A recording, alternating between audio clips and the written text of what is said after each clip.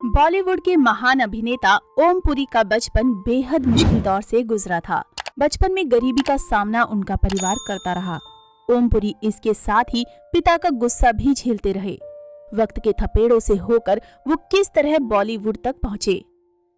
साल 1957 का वक्त, रेलवे स्टोर में चोरी करने के आरोप में एक शख्स को गिरफ्तार किया जाता है। परिवार पहले ही गरीबी झेल रहा था और एकमात्र कमाने वाले की गिरफ्तारी से बिखर जाता है। नतीजा ये होता है कि उसके 7 साल के बच्चे को एक चाय की दुकान पर काम करने को मजबूर होना पड़ता है। 7 साल के बच्चे के बड़े भाई इस दौरान कुली का काम करते। वो तो भला हो पड़ोसियों का कि जो वो उनकी मदद करते हैं। आगे चलकर ये लड़का और उसका भाई घर चलाने के लिए नौकरी शुरू करते हैं। लड़के का नाम ओम पुरी था।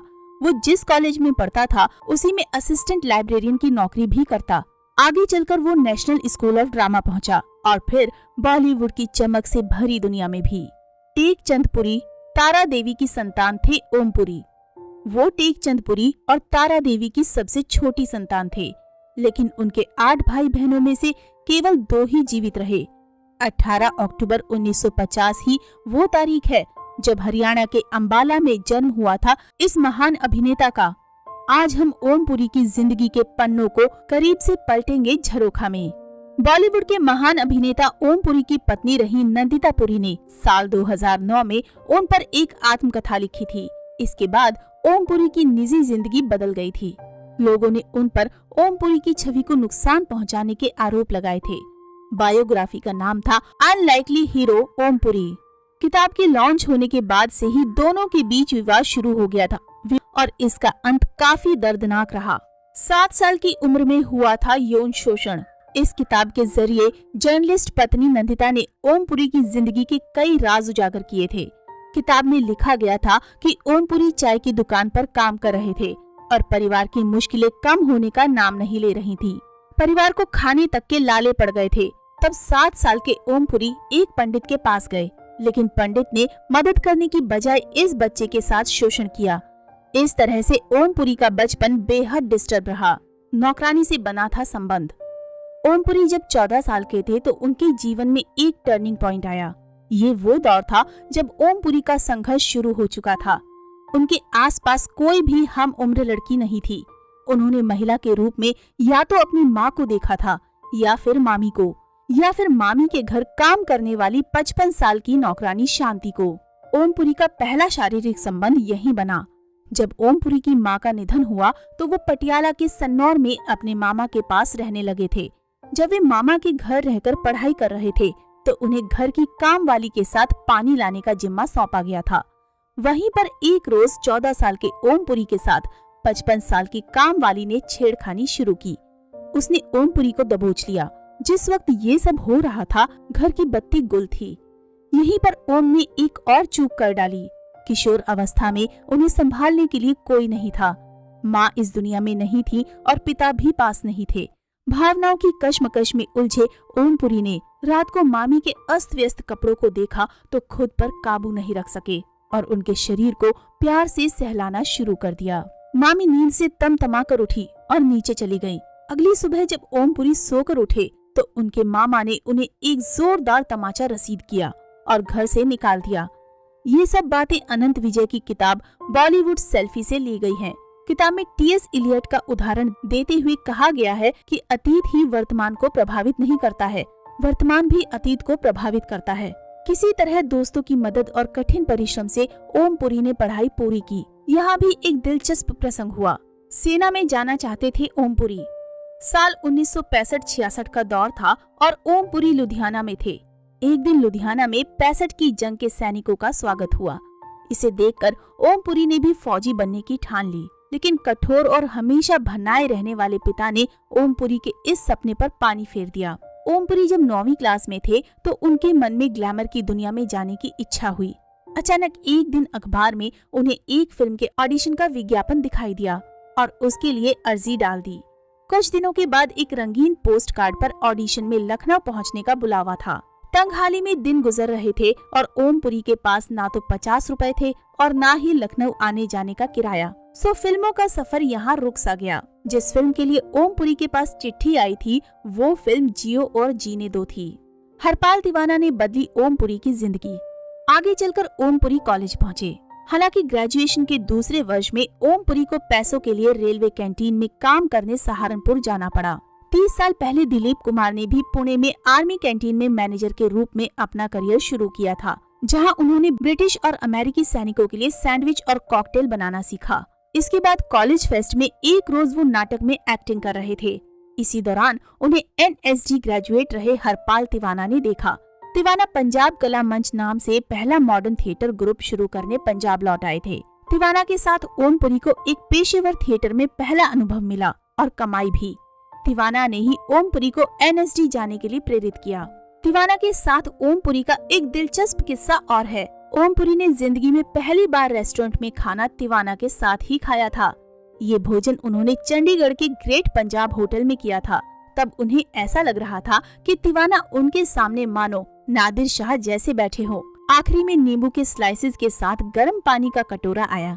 ओमपुरी को लगा ये पीने के लिए है और वो गटागट इसे पी गए।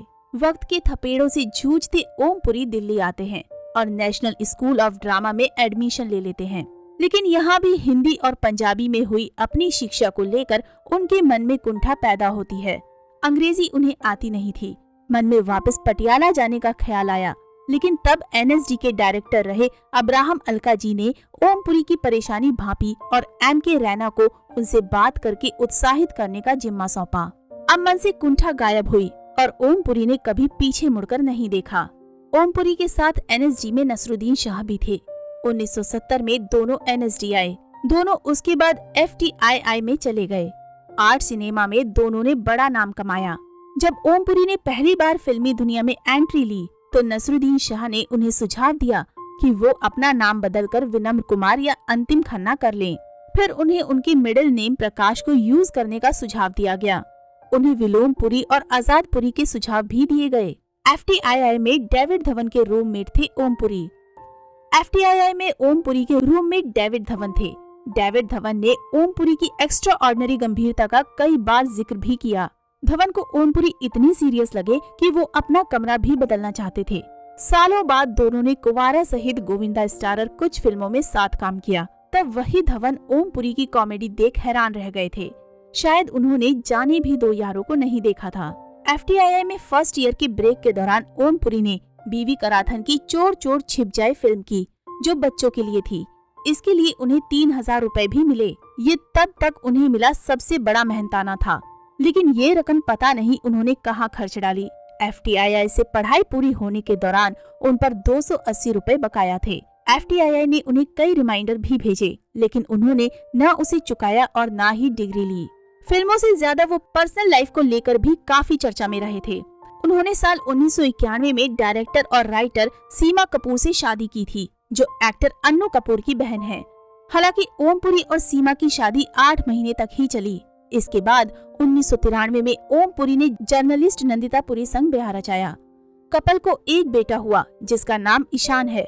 साल 2009 की बात है, जब नंदिता ने पति पर एक बायोग्राफी लिखी, जिसका नाम है unlikely hero the story of Om Puri. इस बायोग्राफी ने तहलका मचा दिया था, क्योंकि उन्होंने इसमें ऐसे ऐसे खुलासे किए थे जिसे सुनकर और पढ़कर लोग दंग रह गए थे। खुद ओमपुरी भी इससे बहुत नाराज हुए थे। ओमपुरी ने बताया था कि वो उस समय चंडीगढ़ में शूटिंग कर रहे थे और तब उन्हें पता चला कि नंदिता ने उनके ऊपर बायोग्राफी लिखी है। ओमपुरी ने बताया कि वो बायोग्राफी में किए गए खुलासों से बहुत ज्यादा शॉक्ड थे। उन्होंने इसे घटिया बताया था और कहा था कि नंदिता ने उनके सेक्सुअल एनकाउंटर्स के बारे में ऐसे लिखा था जैसे कि वो उनकी सबसे बड़ी उपलब्धियां थी। ओमपुरी को सबसे ज्यादा इस बात ने अपसेट किया था कि उनकी वाइफ ने बायोग्राफी में ये लिखा था कि ओमपुरी ने 14 साल की उम्र में अपनी नौकरानी के साथ फिजिकल रिलेशनशिप बनाया था। इसके साथ ही नंदिता ने एक लक्ष्मी नाम की महिला के बारे में भी जिक्र किया था, जिससे ओमपुरी सेक्सुअली और इमोशनली दोनों रूप में इन्वॉल्व थे। ओमपुरी ने मानी थी ये बात। ओमपुरी ने ये भी बताया था कि अपनी वाइफ से उन्होंने सारे डार्क सीक्रेट्स शेयर किए थे, जैसे सभी पति करते हैं, लेकिन उसने उनकी लाइफ के सबसे महत्वपूर्ण और पवित्र हिस्से को घटिया और बेहुदे गॉसिप में बदल दिया। उन्होंने कहा था कि लक्ष्मी मेरी लाइफ की सबसे महत्वपूर्ण महिलाओं में से एक थी, जिसने मुझे और मेरे भाई के साथ अनाथ बच्चों को पाला। हालांकि उन्होंने इस बात से इनकार नहीं किया था कि उन्होंने लक्ष्मी के साथ फिजिकल रिलेशनशिप बनाया था। उन्होंने इसे खूबसूरत एक्सपीरियंस बताया था। 2013 में दोनों के रास्ते हो गए अलग। साल 2013 में नंदिता ने ओम पुरी पर घरेलू हिंसा का आरोप लगाया था। इसके बाद दोनों ने अपने रास्ते अलग करने के लिए कानून का सहारा लिया था। 6 जनवरी 2017 को ओम पुरी का 66 साल की उम्र में हार्ट अटैक से निधन हो गया था। तो दोस्तों, अभी के लिए बस इतना ही। मिलते हैं अगले वीडियो में। तब तक आप सब अपना ध्यान रखिए। Bye bye.